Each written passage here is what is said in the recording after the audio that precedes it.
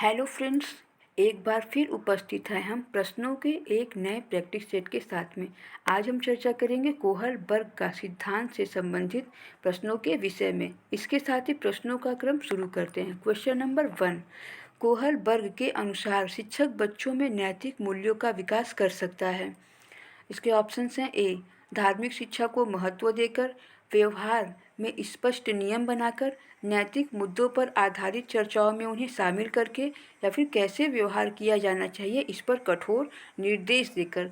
इसका उत्तर है option C, नैतिक मुद्दों पर आधारित चर्चाओं में उन्हें शामिल करके। क्वेश्चन नंबर 2, कोहल वर्ग के अनुसार सही और गलत के प्रश्न के बारे में निर्णय लेने में शामिल चिंतन प्रक्रिया को कहा जाता है।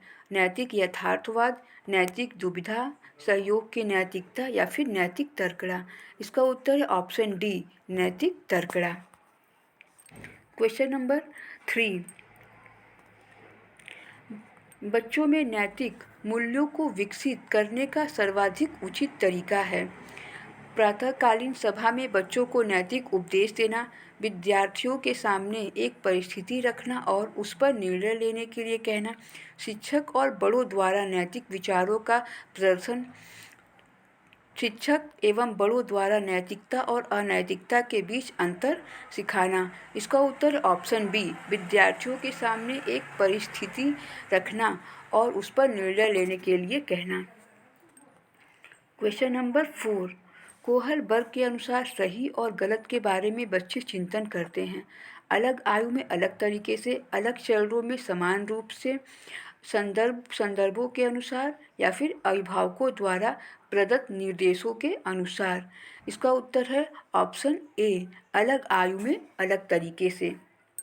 क्वेश्चन नंबर 5, लॉरेंस कोहल वर्ग द्वारा प्रस्तावित निम्नलिखित चरणों में से प्राथमिक विद्यालयों के बच्चे किन चरणों का अनुसरण करते हैं? आज्ञा पालन और दंड उन्मुखीकरण, व्यक्तिगता और विनिमय, अच्छे अंतर व्यक्तिक संबंध, सामाजिक अनुबंध और व्यक्तिगत अधिकार। इसके ऑप्शन नीचे दिए हुए हैं। नंबर 1 ए और डी, 2 ए और सी, 3 बी और ए, या फिर 4 बी और डी। इसका उत्तर है ऑप्शन 3, बी और ए। क्वेश्चन नंबर 6, निम्नलिखित में से कौन सा कोहल वर्ग के नैतिक विकास के चरणों का लक्षण है? चरणों का परिवर्तनशील अनुक्रम, विभिन्न चरण अलग अलग प्रत्युत्तर हैं ना कि सामान्य प्रतिमान, सभी संस्कृतियों के संबंध, चरणों की सार्वभौम श्रृंखला, विभिन्न चरण एक गैर पदानुक्रम रूप में आगे की ओर बढ़ते हैं। इसका उत्तर है ऑप्शन सी, सभी संस्कृतियों के संबंध, चरणों की सार्वभौम श्रृंखला। क्वेश्चन नंबर 7, लॉरेंस कोहल वर्ग के सिद्धांत में कौन सा स्तर नैतिकता की अनुपस्थिति को सही अर्थ में सूचित करता है? स्तर 3, स्तर 4, स्तर 1 और स्तर 2। इसका उत्तर है ऑप्शन सी, यानी कि स्तर 1। क्वेश्चन नंबर 8, कोहल वर्ग के सिद्धांत की एक प्रमुख आलोचना क्या है? कोहल वर्ग ने बिना किसी अनुभूतिमूलक आधार सिद्धांत प्रस्तुत किया। कोहल वर्ग ने प्रस्ताव किया कि नैतिक तार्किकता विकासात्मक है। कोहल वर्ग ने पुरुषों एवं महिलाओं की नैतिक तार्किकता में सांस्कृतिक विभिन्नताओं को महत्व नहीं दिया, या फिर कोहल वर्ग ने नैतिक विकास की स्पष्ट अवस्थाओं का उल्लेख नहीं किया।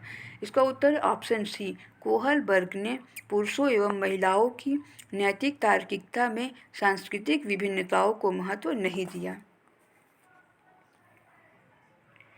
क्वेश्चन नंबर 9, कोहल वर्ग के सिद्धांतों के पूर्व परंपरागत स्तर के अनुसार कोई नैतिक निर्णय लेते समय एक व्यक्ति निम्नलिखित में से किस तरफ प्रवृत्त होगा? अंतर्निहित संभावित दंड, व्यक्तिगत आवश्यकताएं तथा इच्छाएं, व्यक्तिगत मूल्य या फिर पारिवारिक अपेक्षाएं। इसका उत्तर ऑप्शन ए, अंतर्निहित संभावित दंड। क्वेश्चन नंबर 10, पूर्व परंपरागत नैतिकता में बहुत से नियमों तथा मूल्यों को व्यक्ति द्वारा आंतरिकता दी जाती है। व्यय के व्यापक तथा उदारता आधारित सिद्धांत नियमों को सामाजिक अनुबंध के रूप में देखने के लिए शामिल किए जाते हैं। सी, नियमों तथा मूल्यों का विचार विकसित नहीं होता है। या फिर डी, व्यक्ति के लिए नियम तथा मूल्य बाह्य होते हैं। इसका उत्तर है ऑप्शन सी, नियमों तथा मूल्यों का विचार विकसित नहीं होता है। क्वेश्चन नंबर 11, कोहलबर्ग के सिद्धांत के योगदान के रूप में निम्नलिखित में से किसे माना जा सकता है? इस सिद्धांत में विस्तृत परीक्षण प्रक्रियाएं हैं।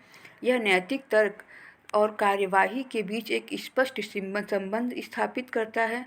उनका विश्वास है कि बच्चे नैतिक दार्शनिक हैं, या फिर उनके सिद्धांत में संज्ञानात्मक परिपक्वता और नैतिक परिपक्वता के बीच एक सहयोग का समर्थन किया है। इसका उत्तर ऑप्शन डी, उनके सिद्धांत में संज्ञानात्मक परिपक्वता और नैतिक परिपक्वता के बीच एक सहयोग का समर्थन किया है।